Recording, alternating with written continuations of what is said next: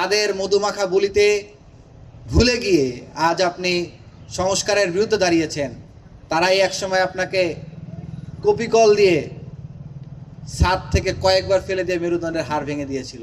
রহমান সাহেবকে স্মরণ করিয়ে দিতে চাই, আপনি যাদের কথায় ভুলে, যাদের মধুমাখা বলিতে ভুলে গিয়ে আজ আপনি সংস্কারের বিরুদ্ধে দাঁড়িয়েছেন, তারাই একসময় আপনাকে কপিকল দিয়ে ছাদ থেকে কয়েকবার ফেলে দিয়ে মেরুদণ্ডের হাড় ভেঙে দিয়েছিল।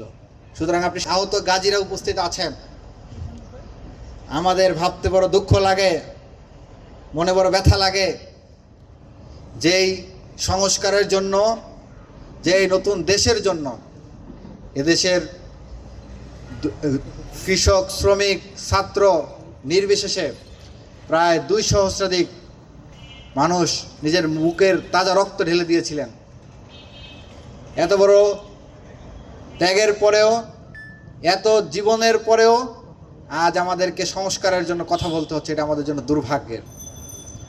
আমরা আশা রেখেছিলাম যারা দায়িত্ব পাবেন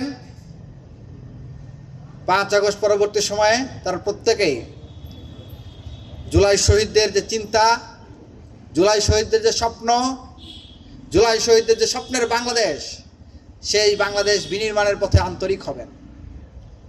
কিন্তু আমরা অত্যন্ত দুঃখের সাথে লক্ষ্য করছি, যাদের হাতে এই দায়িত্ব গিয়েছে তারাই সেই দায়িত্বটিকে দায়িত্ব মনে না করে বরঞ্চ ক্ষমতা ভোগ করার পন্থা হিসেবে বেছে নিয়েছেন।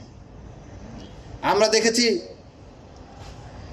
ইন্টারিম গভর্নমেন্টকে যখন দায়িত্ব দেওয়া হয়েছিল, তাদের দায়িত্ব ছিল প্রথম মাসেই পূর্ণ সংস্কার বাস্তবায়ন করা, এই ত্রুটিপূর্ণ সংবিধান সংস্কার উদ্যোগ গ্রহণ করা। কিন্তু আমরা তখন আমাদের পক্ষ থেকে বারংবার দাবি